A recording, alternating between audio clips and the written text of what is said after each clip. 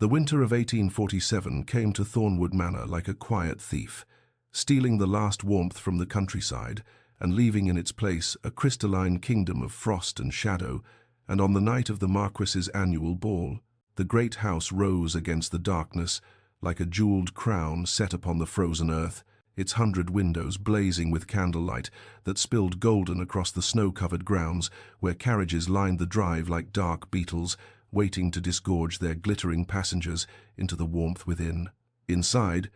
the grand ballroom stretched vast and magnificent, a cathedral to wealth and privilege, where 3 chandeliers hung like frozen waterfalls of crystal, each bearing 200 candles whose flames danced and flickered in the draughts that crept through the tall windows, despite the roaring fires in the twin marble fireplaces at either end of the room. Frost had painted elaborate ferns and flowers upon the glass, nature's own artwork competing with the hothouse roses that perfumed the air from their silver urns. Roses forced to bloom in winter, beautiful but somehow wrong, their sweetness carrying an undertone of desperation, of things made to exist where they ought not to be. The orchestra played from the gallery above, sending down waltzes and quadrilles that swirled through the room like audible silk, and beneath this canopy of music moved the cream of English society in their winter finest. Gentlemen in dark evening coats with starched white cravats, ladies in gowns of velvet and satin in the deep jewelled tones of the season, burgundy, forest green, sapphire, blue, their necks and ears and wrists adorned with diamonds that caught the candlelight and scattered it like promises. They laughed, these privileged few. They gossiped behind painted fans and made alliances with meaningful glances. They danced and flirted and schemed, and yet, beneath all their warmth and gaiety, there lay something cold, something as frozen as the windows against which the winter pressed its white hands. For this was a world built upon appearances, upon the careful architecture of reputation and the precise mathematics of fortune, a world where a single misstep could send one tumbling from grace into the outer darkness, where the unfashionable and the unfortunate dwelt in permanent exile. The laughter was real, yes, but so too was the calculation behind each smile. The diamonds were genuine, but they adorned hearts that had learned to weigh affection against advantage, to measure love in pounds sterling and acres of land. And as the night deepened and the frost crept further up the windows and the candles burned lower in their crystal prisons, the ballroom of Thornwood Manor became something more than merely beautiful. It became a stage upon which destinies would be written and rewritten, where lives would change in the space between one dance and the next, where the cold without would meet the cold within, and where, before the clock struck midnight, 2 souls who had armored themselves against the world would find those armors tested as never before. He stood apart from the glittering assembly like a shadow-given form, Alexander Blackwood, the 6th Duke of Ravensmore, a man whose very presence seemed to draw the light toward him, only to extinguish it in the depths of his dark eyes. And as he surveyed the ballroom from his position near the frost-touched windows, one might have mistaken his stillness for boredom, his silence for arrogance, when in truth both were merely the visible symptoms of a soul that had learned long ago that to feel too deeply was to invite destruction. At 32, he possessed the kind of face that artists longed to paint and mothers warned their daughters about all sharp angles and aristocratic bones, a jaw that spoke of stubbornness, a mouth that had forgotten how to smile, and those eyes, those infamous eyes, dark as a winter midnight and twice as cold, eyes that had seen things they could not forget and had chosen, in consequence, to see nothing at all. The whispers followed him like faithful hounds wherever he went in society. They spoke of the duel he had fought at 23, of the opponent who had not survived it. They murmured of his vast fortune and his vaster indifference to the marriage-minded mammas who paraded their daughters before him season after season. They hinted at darker things still, at a family tragedy 3 years past that had transformed a merely reserved young duke into this glacier of a man who attended balls without dancing and conversed without warmth, and looked upon the world as though it were a performance, staged entirely for his contempt. What they did not know, what no one knew, was that beneath the permafrost of his demeanor lay a landscape of grief so vast and so treacherous that he dared not venture into it himself, for there at its center stood a grave marker bearing a name he could not speak, a date he could not forget, and an accusation that no court of law had ever leveled, but which he pronounced against himself with every breath. Guilty, guilty, Guilty. Asterisk. She would have been 21 this spring.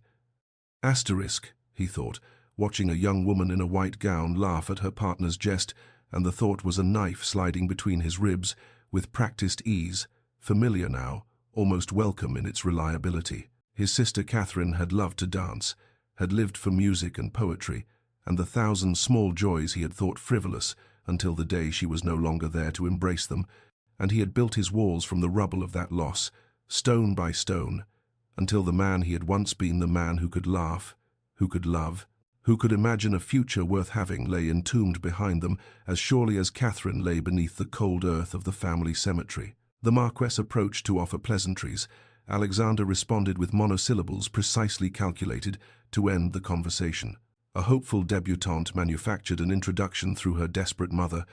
He looked through her as though she were made of glass and excused himself before she finished her curtsy. This was his armor, his fortress, his frozen kingdom of one, and he wore his reputation for cruelty like a cloak because cruelty kept people distant, and distance kept them safe, safe from him, from the destruction he carried within him like a plague, from the curse of caring for Alexander Blackwood, which had already cost one innocent soul her life, and would never, he had sworn it, claim another. In the far corner of the ballroom, half hidden behind a marble pillar garlanded with winter greenery, Eleanor Ashford stood in her borrowed gown of faded blue silk and watched the glittering world spin past her like a carousel she was not permitted to ride, and she thought, as she had thought at every ball and assembly and garden party she had attended in her 24 years, how strange it was to be so present and so invisible, to stand among hundreds of souls and be seen by none of them, as though she had been rendered in watercolors while everyone else had been painted in oils. Her gown had been fashionable once, perhaps 5 seasons ago,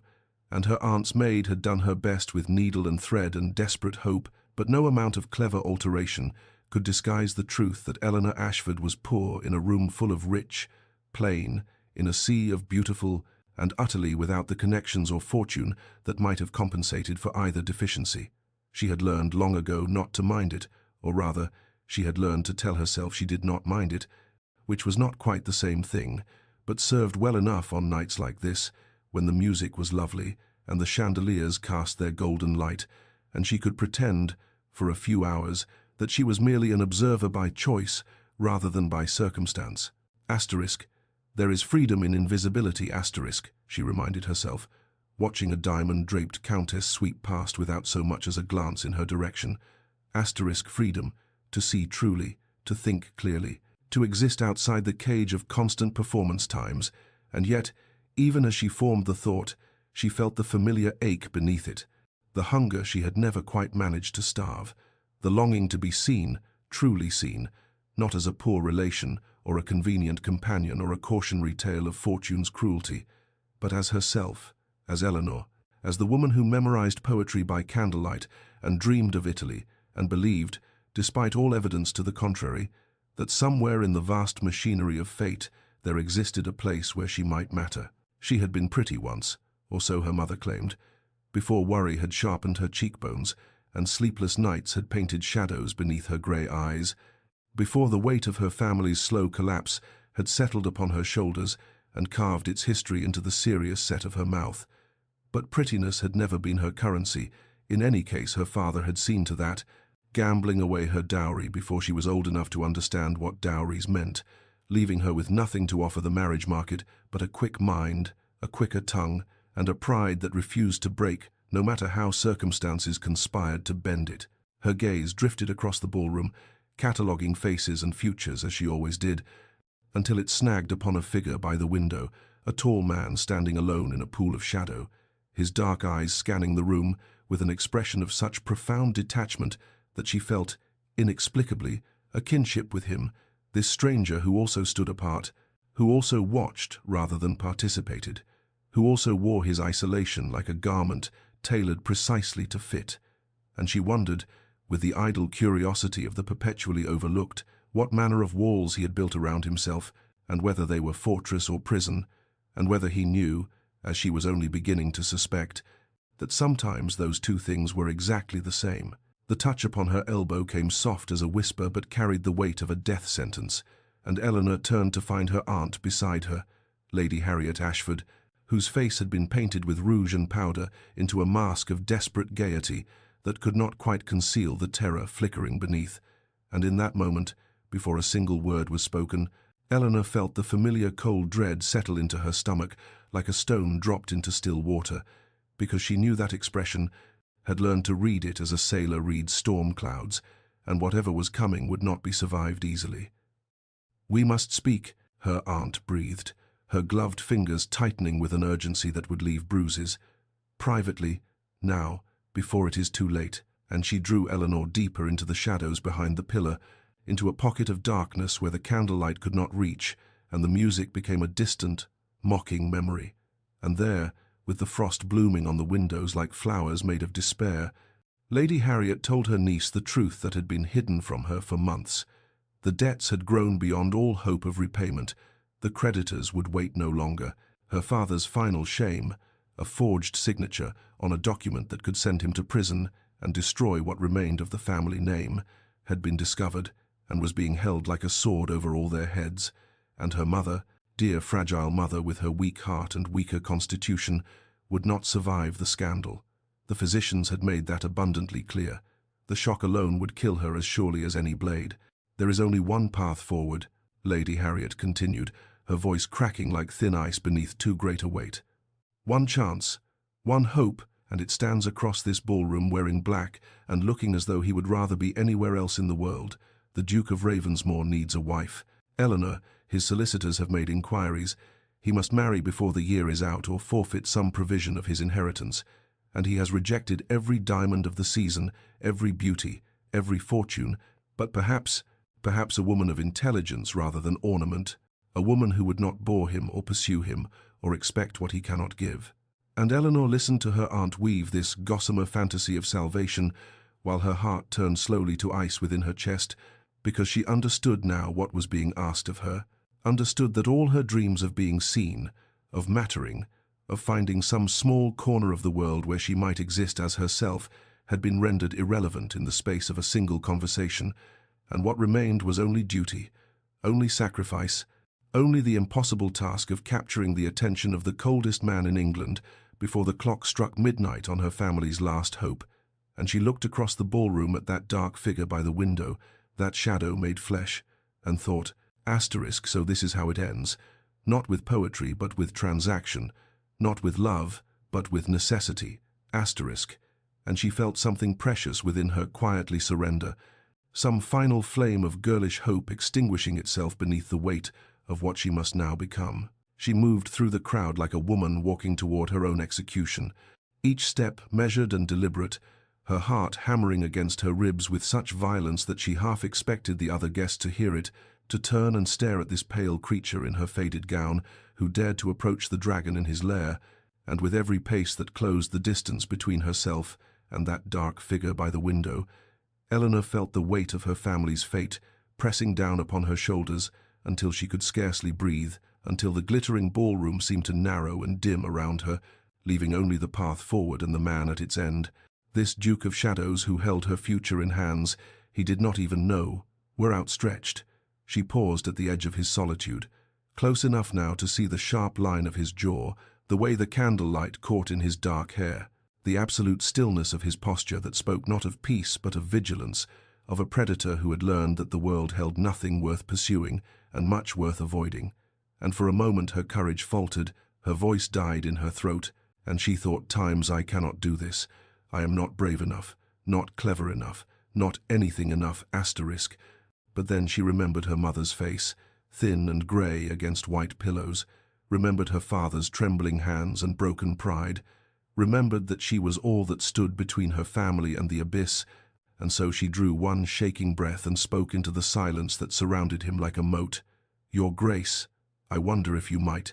And he turned, those dark eyes finding her with an expression of such complete indifference that she felt herself reduced to nothing, to less than nothing, to a speck of dust that had dared to land upon his sleeve.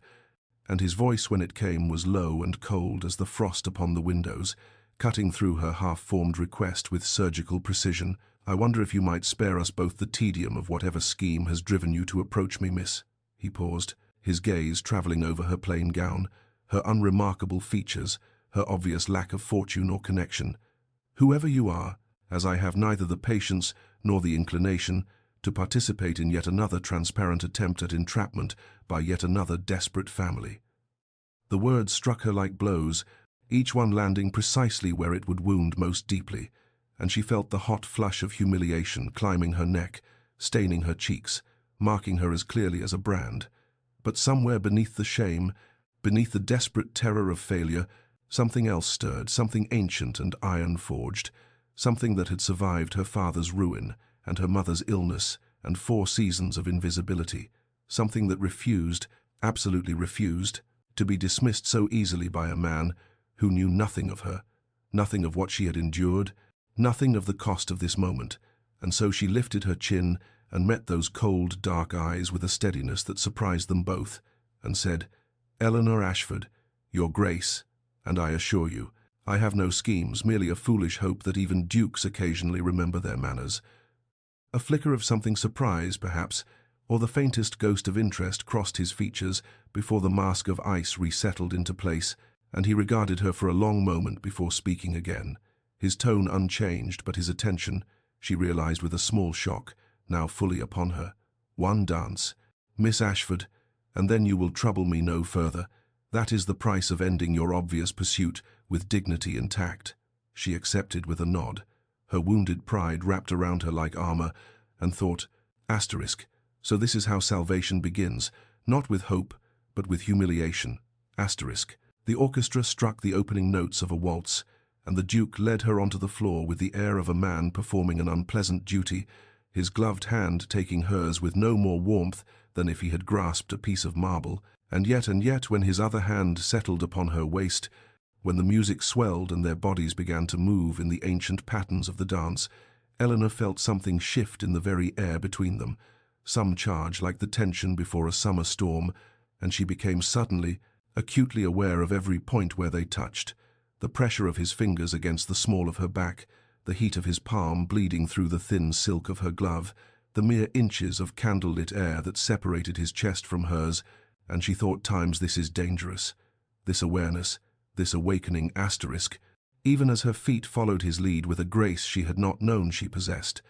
as if her body understood something her mind refused to acknowledge. He moved beautifully, she realized with some surprise. This cold Duke, who seemed carved from winter itself, moved with a fluid power that spoke of years of training and an innate physical mastery. And when he turned her beneath the glittering chandeliers, when the room spun into a blur of color and light around them, she felt for one dizzying moment as though they were the only 2 souls in existence, suspended in this pocket of music and motion, and his voice came low near her ear, breaking the spell even as it wove a new one. "You dance better than your gown would suggest. Miss Ashford, wherever did an impoverished gentlewoman learn such skill?" The barb would have wounded had she not caught something beneath it, a curiosity he could not quite conceal, an attention he had not intended to give, and so she answered, with her chin lifted and her eyes meeting his. "The same place I learned to endure the company of rude gentlemen. Your Grace Necessity is an excellent instructor." Something flickered in those dark eyes, surprise, yes, but also something else, something that might have been respect, if such a frozen heart could harbor such warmth, and his hand tightened almost imperceptibly at her waist, as he guided her through a turn more complex than strictly necessary, testing her, she realized, pushing to find the limits of her capability, and when she matched him step for step, when she refused to stumble or falter or look away from his challenging gaze, she saw the first crack appear in his armor of indifference, saw curiosity kindle where boredom had reigned, and he said, so quietly that only she could hear beneath the swell of violins, "You are not what I expected, Miss Ashford," and she replied, breathless now from more than exertion, "I find, Your Grace, that expectations are merely disappointments waiting to happen," and when he almost smiled, when the corner of his stern mouth twitched with something that might have been amusement in a man capable of such emotion, Eleanor felt triumph and terror in equal measure, because she had done the impossible. She had captured his attention, and now she must somehow survive the having of it. The waltz ended as all waltzes must, with a final flourish of strings and the reluctant release of bodies that had, for 3 minutes and an eternity, Moved as one, he stepped back from her with a bow so correct it bordered on mockery, and she curtsied with a grace born of desperation and something else, something new that fluttered in her chest like a caged bird, sensing an open window. And then he was gone, melting into the crowd as though their dance had meant nothing, as though she had not felt the quickening of his pulse beneath her fingertips, as though the air between them had not grown thick with unspoken questions. And Eleanor returned to the margins where she belonged, to the shadows along the wall where wallflowers wilted in quiet obscurity. But she found she could not stop trembling, could not quiet the riot of sensation and confusion that their brief contact had awakened, and she thought, times it is done. I have failed. One dance was all I could secure, and it was not enough. Could never be enough. Asterisk. And yet, as the hours crawled past, as the candles burned lower, and the musicians grew weary, and the glittering guests continued their endless parade of gossip and ambition, Eleanor became aware of something strange, something that raised the fine hairs on the back of her neck and sent her heart into fresh paroxysms of uncertainty. He was watching her, the Duke of Shadows, the man of ice and indifference. She would glance up from her position by the potted palms and find his dark gaze already upon her, would turn from a murmured conversation with her aunt and catch him looking away too quickly, would move through the room on some small errand and sense his attention following her, like the pull of the moon upon the tide. And each time their eyes met across that vast ballroom, each time that thread of invisible connection drew taut between them, she saw confusion warring with something fiercer in his expression, saw a man at battle with himself over an enemy he had not anticipated. And when the great clock in the hallway began to toll midnight, its sonorous chimes cutting through the chatter, and music like a pronouncement of fate, Eleanor stepped through the glass doors onto the terrace for a moment of cold air and solitude, needing to breathe, needing to think, needing to understand what was happening to her carefully constructed plans. The winter air bit at her exposed skin, frost glittered on the stone balustrade like scattered diamonds, and above her the stars burned cold and distant in a sky of deepest velvet, and she was so lost in contemplation of that infinite darkness that she did not hear his footsteps until he was already there, already beside her, already speaking in that low voice that seemed to resonate somewhere deep in her chest. "Who are you, Miss Ashford?" And she turned to find him close, closer than propriety allowed, his breath misting in the frigid air, his eyes searching her face with an intensity that made her feel seen for the first time in years, truly seen, and she answered with the only honesty she had left, "I am no one, Your Grace, a ghost at the feast, a name that will never appear in the society pages." But he shook his head, something almost like frustration crossing those stern features. "No, that is what you show them, what you want them to believe. I am asking who you truly are, beneath the mask, beneath the shabby gown, and the perfect manners, and those eyes that hold far too many secrets for a simple country wallflower." And in that moment, standing in the frozen darkness with this impossible man demanding impossible truths, Eleanor felt the first crack form in her own carefully constructed armor, and she whispered, "Perhaps, Your Grace, I am simply someone who recognizes a fellow prisoner when she sees one." The silence stretched between them like the frozen expanse of a winter lake, fragile and treacherous, and Eleanor watched as something shifted behind the Duke's dark eyes, some calculation or decision taking shape in the depths of that unfathomable gaze, and when he finally spoke, his voice had lost its demanding edge, replaced by something more measured, more deliberate, the tone of a man accustomed to negotiating treaties and settling matters of grave consequence. "You speak of prisoners, Miss Ashford, and perhaps you are more perceptive than I credited. We are both, it seems, trapped by circumstances beyond our choosing, you by your family's misfortunes, and I by obligations I can no longer ignore." And Eleanor felt her breath catch, felt the cold air crystallize in her lungs as she understood that something monumental was unfolding, that this conversation on this frozen terrace was about to alter the course of her existence, and she remained silent, waiting, watching the battle play out across his stern features as he continued. "My grandmother lies dying at Ravensmoor Hall,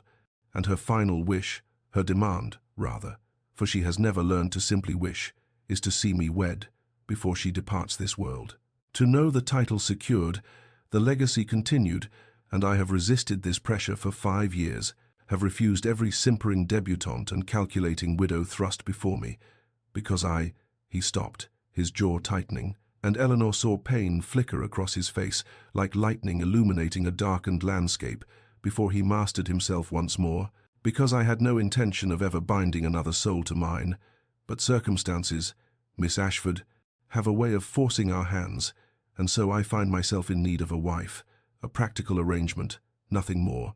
and you find yourself in need of salvation from whatever ruin sends you hunting dukes at winter balls. And the cruelty of his words should have wounded her, would have wounded her had she not heard beneath them a strange and desperate honesty, an acknowledgement that they were both survivors doing what they must to endure. And he stepped closer, close enough that she could see the individual snowflakes caught in his dark hair, could count the shadows beneath his eyes that spoke of sleepless nights and private torments.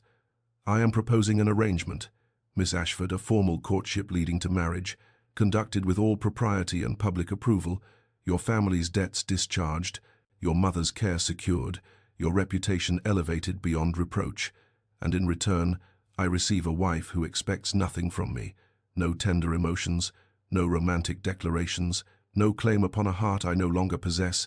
simply a practical partnership between two people who understand that love is a luxury neither of us can afford. And Eleanor felt the weight of his proposition settle upon her shoulders like a mantle of ice and iron, felt the future forking before her into two distinct paths, one leading back to ruin and poverty and her mother's quiet suffering, the other leading into the unknown darkness of life, bound to this wounded, dangerous, inexplicably compelling man, and she thought of her father's shame and her mother's medicine, and the creditors circling like vultures, thought of the aunt who had risked everything to bring her here tonight, thought of the life she had imagined for herself as a girl, full of poetry and passion and love freely given, and she let that dream go like a paper boat released upon a stream, watched it float away into the darkness, and lifted her chin to meet his gaze with all the dignity she possessed. "Very well, Your Grace, I accept your terms." The weeks that followed moved with the sluggish inevitability of winter itself, each day dawning grey and cold, each evening descending into darkness that seemed to seep into the very bones of the world, and Eleanor found herself caught in a strange purgatory between her old life and whatever uncertain future awaited her as the Duke of Ravensmoor's intended bride. The formal announcement had appeared in the papers, that stark proclamation of their arrangement, rendered in black ink, that made her pulse race with equal measures of relief and terror whenever she glimpsed it, and society had responded with precisely the shocked fascination Alexander had predicted, invitations arriving at her aunt's modest townhouse like a sudden flood after years of drought, doors that had been firmly closed now swinging open to admit the future Duchess of Ravensmoor, and through it all Eleanor performed her role with careful precision, attending teas and musicales and afternoon calls with the brittle smile of a woman walking across thin ice, always aware of the vast cold depths waiting beneath should she make a single misstep, and the Duke himself proved an enigma wrapped in formality, appearing at her side for the requisite public outings with clockwork regularity, his carriage arriving at precisely the appointed hour, his conversation consisting largely of pleasantries so carefully constructed they might have been rehearsed, and during those first stilted encounters, Eleanor studied him as she might study a text in a foreign language, searching for meaning in the spaces between words, in the slight tensing of his jaw when someone mentioned his family, in the way his dark eyes would sometimes grow distant, as though he had retreated to some interior landscape where she could not follow, and she began to notice small things, insignificant details that accumulated like snowflakes building towards something larger. The way he always thanked servants by name, remembering the footman who had held his coat and the maid who had brought refreshments, the way his expression would soften almost imperceptibly when they passed a bookshop, his gaze lingering on the displays in the window, the way he had once, during a particularly tedious afternoon call, caught her stifling a yawn and responded with the ghost of something that might have been amusement flickering at the corner of his stern mouth. And he, too, she realized, was watching her, cataloguing her own small truths. She caught him, observing her one afternoon as she stood before a shelf of poetry in Lady Whitmore's drawing-room, her fingers tracing the spine of a volume of Keats with something like hunger, and the following week a package arrived at her aunt's house containing that very edition, wrapped in brown paper with no note attached. and Eleanor had held it in her trembling hands, understanding that this cold, distant man had noticed something true about her, had seen past her careful performance to glimpse the girl who had once dreamed of nothing but words and beauty, before the world had taught her that such dreams were luxuries she could not afford, and she pressed the book to her chest, and thought, "Times perhaps there is more to this arrangement than either of us anticipated."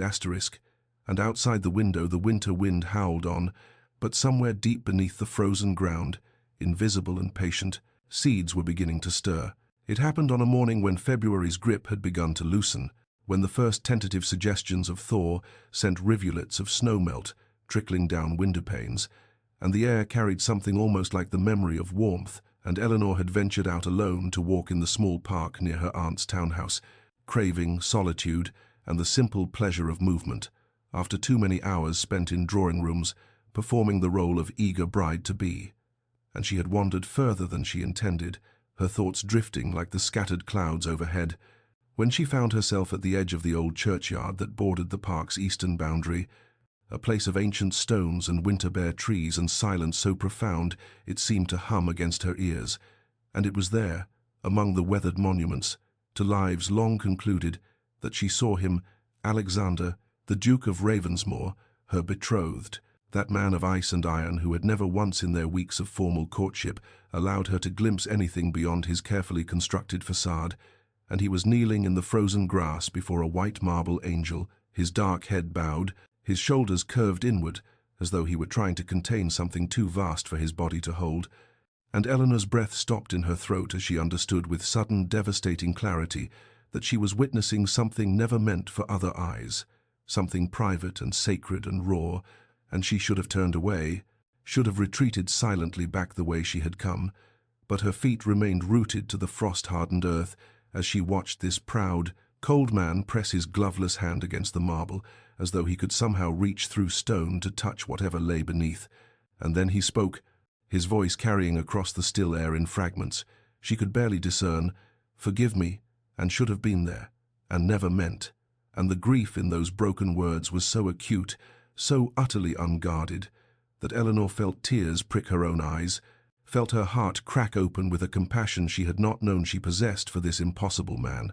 and perhaps she made some sound, some small intake of breath or rustle of fabric, because suddenly his head snapped up and his eyes found hers across the distance between them, and she watched his face transform the grief, vanishing beneath a wave of fury so intense it seemed to change the very air around him, and he rose to his feet with predatory swiftness, striding toward her with murder in his gaze. "What are you doing here? How dare you follow me? How dare you spy upon?" And his voice cracked,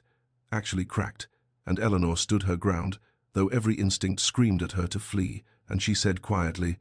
"I did not follow you, Your Grace. I was walking, and I stumbled upon. I am sorry. I should not have stayed. I should not have watched. But I—" and she paused, gathering her courage like armor around her. "I know something of grief, of kneeling before stones that cannot answer, of speaking to those who can no longer hear, and I know the rage that comes when someone witnesses what we wish to keep hidden." And he stared at her, his chest heaving, his dark eyes wild with something that was no longer quite anger, and Eleanor added softly, "You do not have to tell me who lies there, but please know that whatever masks we wear for the world, I will not judge you for the truth beneath them." Something shifted after that morning in the churchyard, some invisible barrier cracking like ice beneath the first true warmth of approaching spring. And though Alexander never spoke directly of what Eleanor had witnessed, though he never named the white marble angel or the grief that had brought him to his knees, there emerged between them a new quality of silence, not the awkward emptiness of their early acquaintance, but something richer, a silence that acknowledged shared understanding. And in the weeks that followed, as February surrendered to March, and the world began its slow exhale toward warmth, Eleanor found that her betrothed had begun to change in ways so subtle she might have missed them, had she not been watching with the careful attention of a woman who had staked everything on learning to read this enigmatic man. And it began with books, more books, appearing at her aunt's townhouse with increasing frequency, first editions and rare volumes, and obscure collections of verse that spoke to tastes she had barely acknowledged possessing, as though Alexander had somehow mapped the landscape of her literary heart, and was determined to furnish it with treasures she had never dared to want. And when she thanked him during their afternoon drives, he would merely incline his head and murmur that he had happened upon them, as though chance rather than intention had guided his hand. But Eleanor saw the truth in the way his dark eyes would watch her face as she opened each package, hungry for her reaction, though he would never admit to such hunger, and she began to reciprocate in her own quiet way, learning the small gestures that might ease his perpetual tension, ordering his preferred tea before he arrived for their meetings, mentioning an article she had read about agricultural innovations that she thought might interest the master of vast estates, asking questions about Ravensmoor itself, and watching how his expression would soften almost imperceptibly when he spoke of the land he loved. And one afternoon in Lady Pemberton's drawing-room, surrounded by the cream of society, all pretending not to observe their every interaction, Eleanor made some dry observation about the tedium of watercolour painting, the only acceptable artistic pursuit for young ladies of quality, and Alexander Blackwood, Duke of Ravensmoor, that man of ice and iron and impenetrable reserve, laughed, a sound so unexpected and so genuine that several nearby matrons actually startled, and Eleanor felt something bloom in her chest, warm and dangerous and utterly beyond her control, and their verbal sparring, which had once been edged with genuine antagonism, began to transform into something that resembled play, thrust and parry that left them both almost breathless with something that was not quite anger. And Eleanor would catch herself thinking of clever things to say to him during the long hours between their meetings, would find her lips curving at some private joke only he would understand, and she recognized with growing terror that she was beginning to feel something far more complicated than gratitude toward this impossible, wounded, slowly thawing man. And as the first crocuses pushed through the softening earth and the days stretched longer and the world remembered how to hope, Eleanor Ashford admitted to herself in the quiet darkness of her modest bedroom that she was in very grave danger indeed, for her heart, that traitorous organ she had thought safely armored behind practical necessity, had begun to want things that were never part of their arrangement. The whispers began as such things always do, softly, insidiously, spreading through ballrooms and drawing-rooms like smoke through silk, and Eleanor first became aware of them at Lady Ashworth's musical, when she noticed how certain conversations would falter as she approached, how fans would rise to conceal mouths curved with malicious pleasure, how eyes would slide toward her with that particular gleam that signified someone else's misfortune being savoured like a rare delicacy, and it was Mrs. Hendricks, that reliable conduit of society's cruelest observations, who finally enlightened her with poisonous sweetness. "My dear Miss Ashford, how brave you are to show your face when everyone is saying such dreadful things about your family's circumstances, about how you quite threw yourself at the Duke at Thornwood Manor,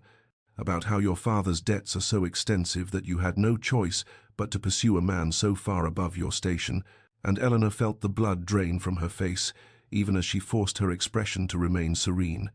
even as she murmured something appropriately dismissive, and moved away on legs that trembled beneath her modest gown, and she soon discovered the source of these venomous rumours. Lady Cassandra Whitmore,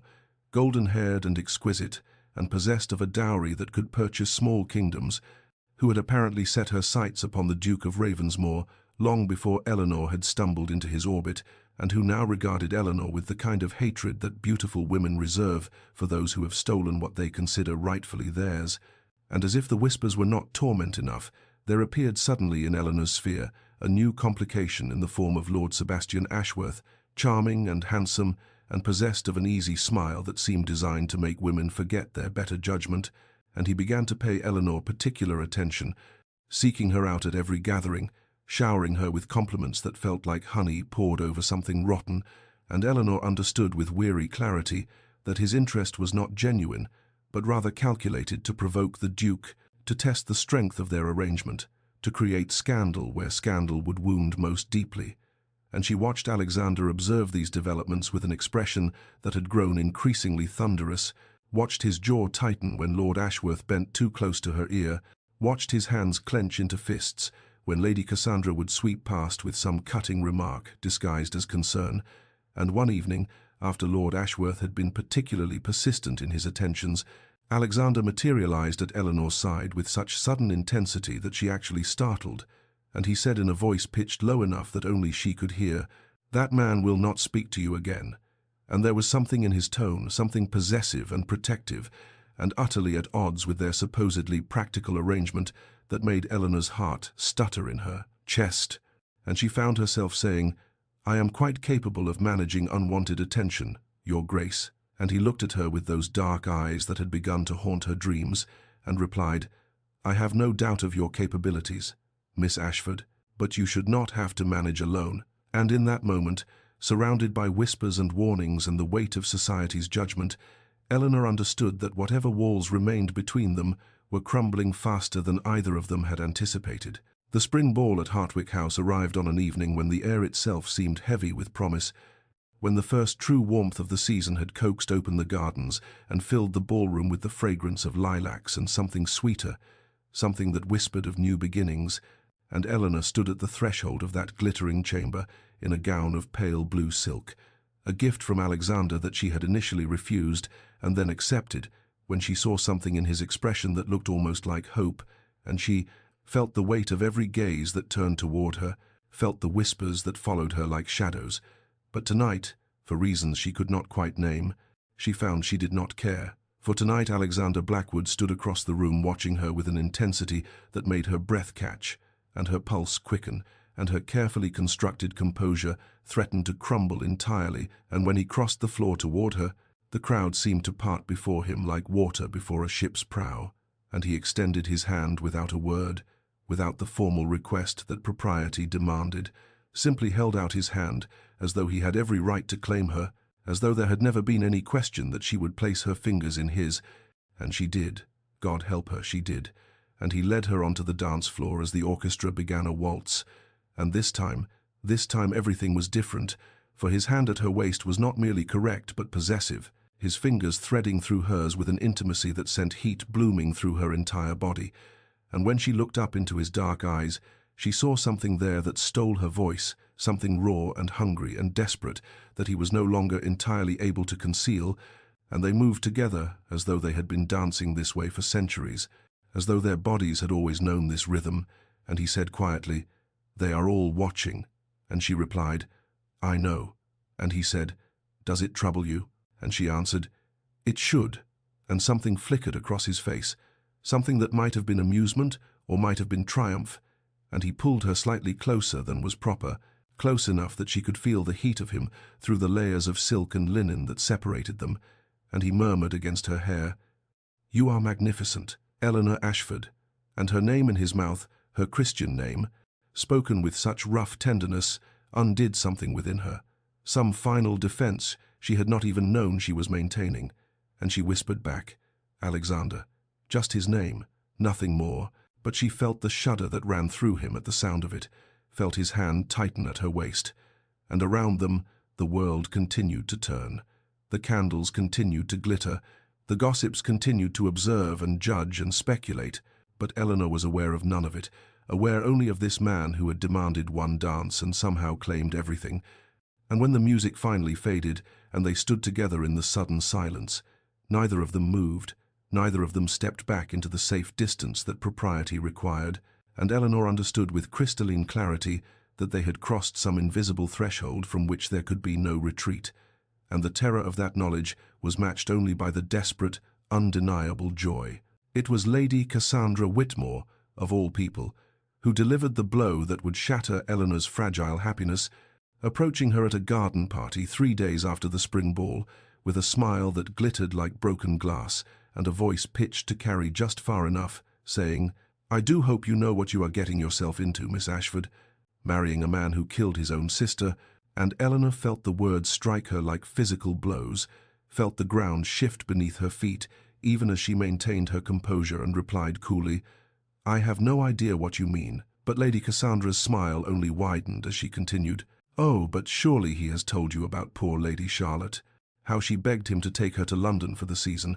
how he refused because he was too busy with his own pleasures, how she took a carriage alone against his explicit orders and was killed when the horses spooked on the icy road, how they found her body in the snow with his letter of refusal still clutched in her frozen hand, and something in Eleanor's expression must have betrayed her shock, because Lady Cassandra laughed, a crystalline sound devoid of warmth, and added, "I see he has kept his secrets well, But then again, what man would confess to killing the only person he ever loved? And Eleanor walked away on legs that felt like they belonged to someone else, her mind reeling with this terrible knowledge, remembering now the grave she had seen him kneeling before, the raw grief in his voice when he had spoken of loss, the way he flinched whenever anyone mentioned family. And she understood suddenly the true nature of the walls he had built, understood that they were not merely protection against the world but punishment, a prison of his own making where he served an endless sentence for a crime that existed only in his own tortured conscience. And she knew she should go to him, should seek the truth from his own lips, but some desperate part of her needed to know first, needed to understand what she was facing, and so she found herself in his study that evening under the pretense of returning a book, and there on his desk, left carelessly open, as though he had been reading it, recently was a letter in a feminine hand, dated 4 years past, and Eleanor knew she should not read it, knew it was a violation of everything decent, but her hands moved of their own accord, and the words that met her eyes were like knives. "Dearest Alexander, I understand that your business keeps you in London, but I am so desperately lonely here at Ravensmoor, and if you will not come to me, then I must come to you. For I cannot bear another winter in this tomb of a house without your company, your loving sister Charlotte," and beneath it, in Alexander's bold hand, a reply never sent. "Charlotte, you must not travel in this weather. The roads are treacherous. Wait until spring and I will come for you myself." And Eleanor understood then the full horror of it he had written, the words that might have saved her but had never sent them, had chosen instead a curt refusal that had driven his sister to her death, and when she looked up, Alexander was standing in the doorway, his face a mask of such devastating anguish that she could not speak, could not move, could only stand there with his secrets exposed between them like a wound that would never heal, and he said, in a voice she had never heard before, broken and hollow and ancient with grief, "Now you know what manner of monster you have agreed to marry." The silence that followed his words stretched between them like a chasm, vast and terrible, and Eleanor watched as Alexander's face shuttered completely, watched as he retreated behind walls so thick and so cold that the man who had held her on the dance floor, who had whispered her name like a prayer, seemed to vanish entirely, replaced by the Duke of Ravensmoor, the man society called heartless, and when he finally spoke again, his voice was ice, was stone, was everything designed to wound, saying, "You should leave now. Miss Ashford, take whatever settlement you require to satisfy your family's debts, and forget you ever knew me, for I assure you, any connection to me will only bring you grief." And Eleanor felt something rise within her, something fierce and burning that she had not known she possessed, and she said, "No," just that single word, but it seemed to strike him like a blow, and he laughed, a terrible sound devoid of all mirth, and said, "You do not understand. I destroy everything I touch, everyone I love. Charlotte trusted me and I failed her. I killed her with my carelessness, with my selfishness, with my inability to simply write the words that would have kept her safe," and his voice cracked on the last word, cracked and broke like ice on a spring river, and Eleanor stepped toward him even as he stepped back, pursued him across the study as though they were engaged in some desperate dance, and she said, "You did not kill her, Alexander. You made a choice you regret, a terrible choice that had terrible consequences, but the ice that frightened those horses, the storm that made the roads treacherous, those were not your doing." And he turned on her then with something like fury, like desperation, and said, "You speak of things you do not understand. You did not see her body, you did not hold her cold hand, and know that if you had only written different words, if you had only been less consumed with your own pleasures, she would still be alive, laughing and bright and everything good that I am not." And Eleanor's eyes burned with tears. She refused to shed, and she said, "And so you have spent 4 years punishing yourself, building walls so high that no one can reach you, convincing yourself that you deserve to be alone, to be unloved,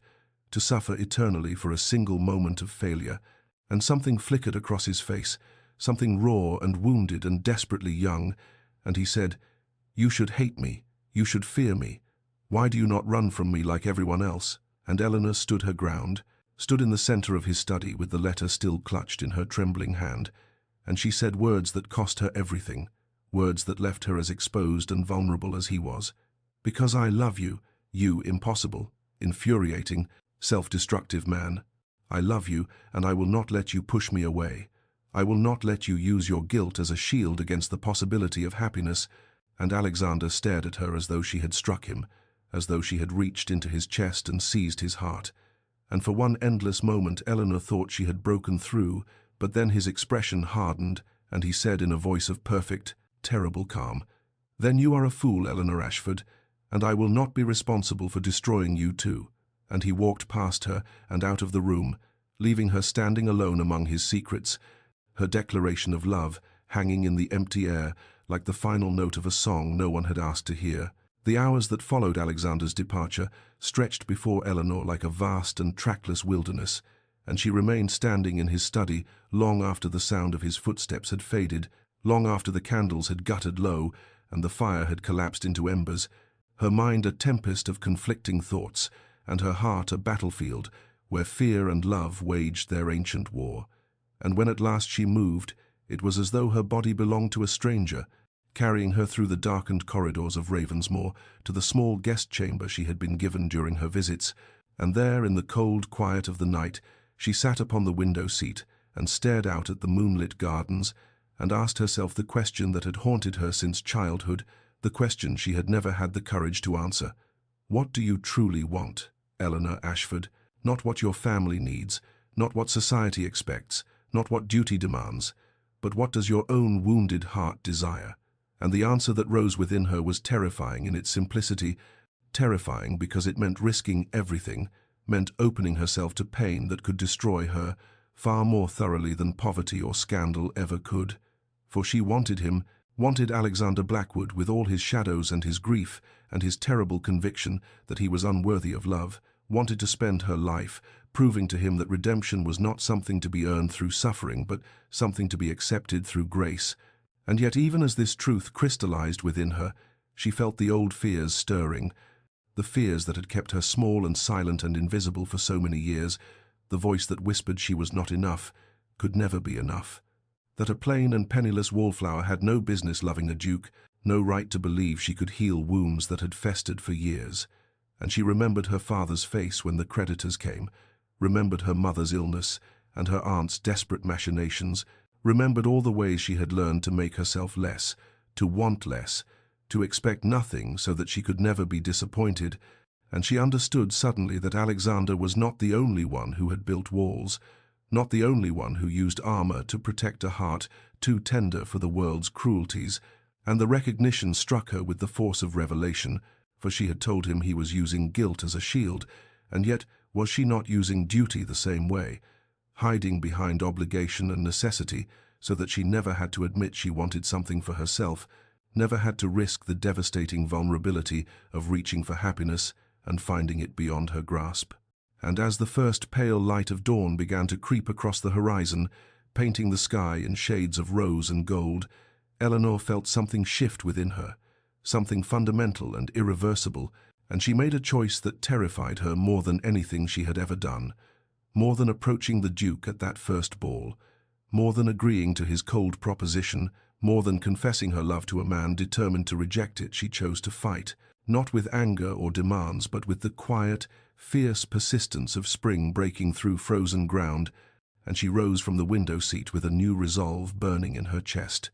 knowing that the path ahead would be difficult, knowing that Alexander would resist and rage and try to drive her away, but knowing too that some loves were worth every wound they cost,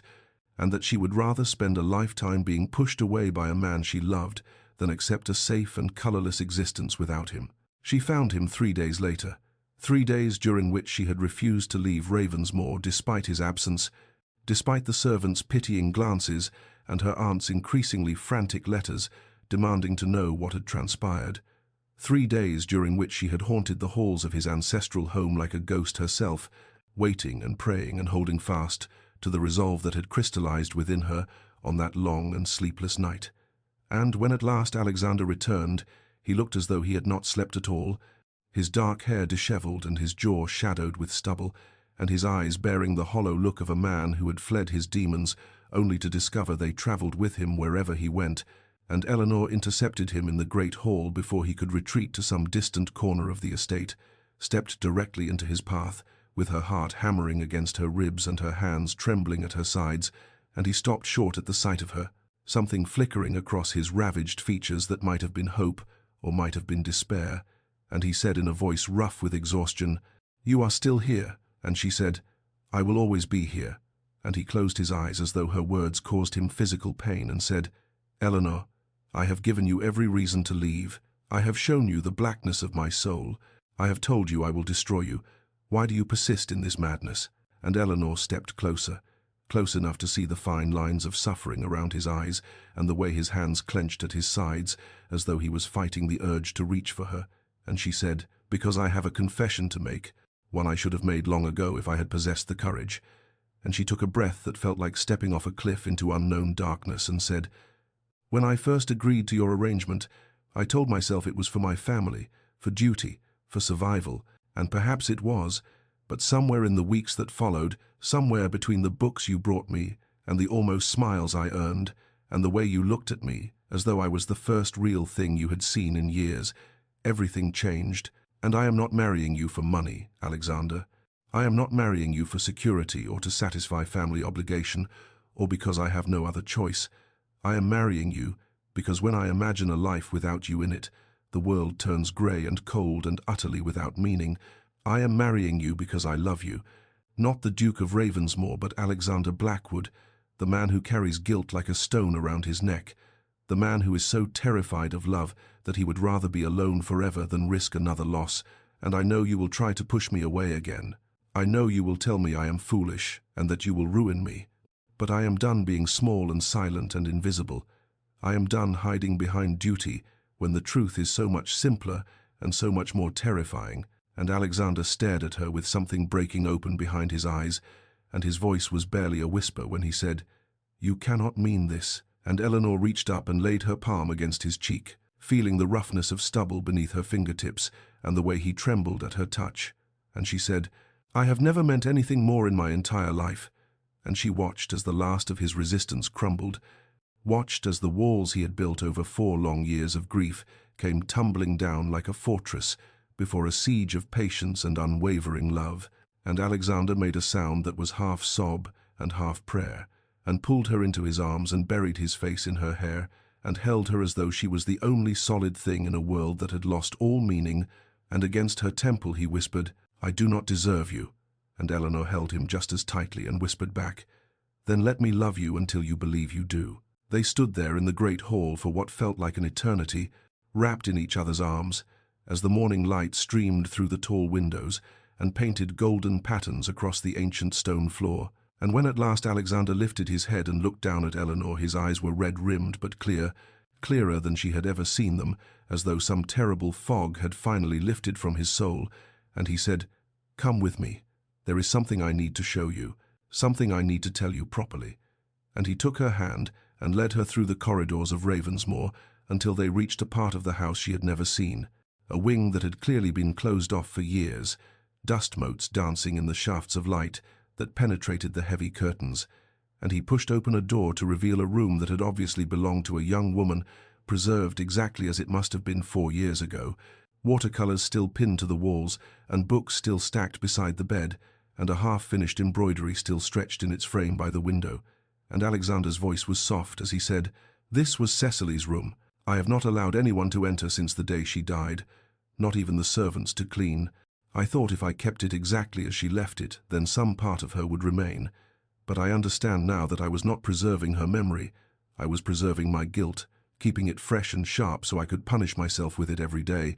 And he told Eleanor everything then, told her about the night Cecily had begged him to escort her to a house party, and how he had refused because he had more important things to do, told her about the carriage accident on the rain-slicked roads and how he had not been there to protect her, told her about the messenger who arrived at dawn with news that shattered his world, and Eleanor listened without interruption, her hand still clasped in his, and when he finished she said quietly, "Now let me tell you about the day my father came home with ruin in his eyes, the day I learned that the man I had worshipped was flawed and broken and human, and how I spent years trying to be perfect enough to fix what he had destroyed, trying to be invisible enough that I would never be a burden, trying to be small enough that I would never want anything for myself." And she told him about her mother's illness and her aunt's schemes and the terror she had carried to that first ball. the terror of failing everyone who depended on her, and Alexander listened with the same grave attention she had given him, and when she finished, he lifted her hand to his lips and kissed her palm and said, "We are quite a pair, are we not? Two wounded creatures who built walls so high we nearly imprisoned ourselves forever." And Eleanor smiled through the tears that had gathered in her eyes and said,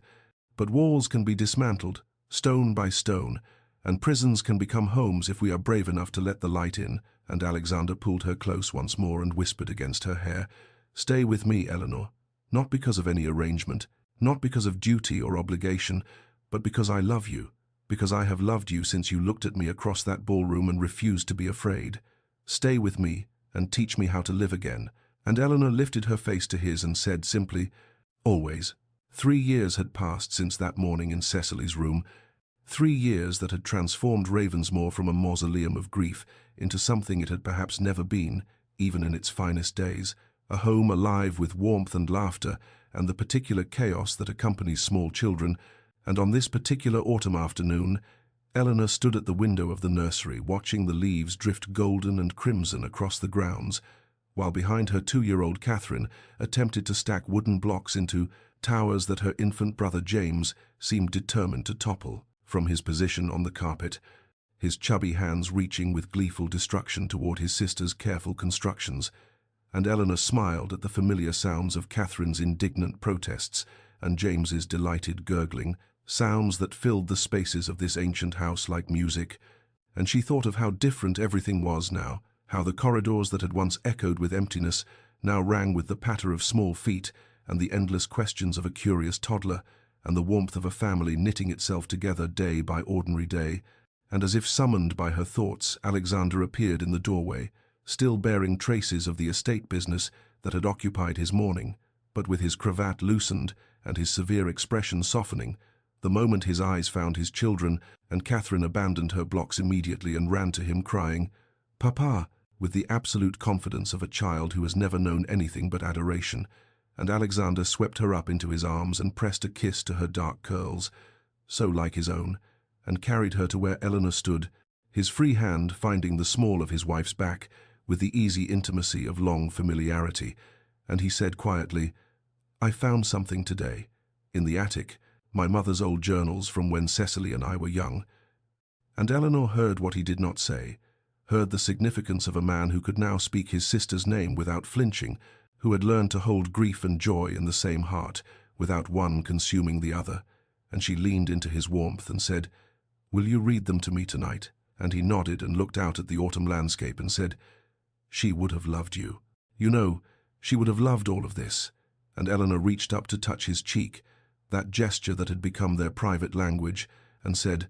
"I know, and I think perhaps she does. Wherever she is, I think she knows you finally found your way home." And Alexander turned his head to press a kiss against her palm, his eyes meeting hers with a depth of feeling that still stole her breath even after 3 years of marriage and 2 children and countless ordinary days.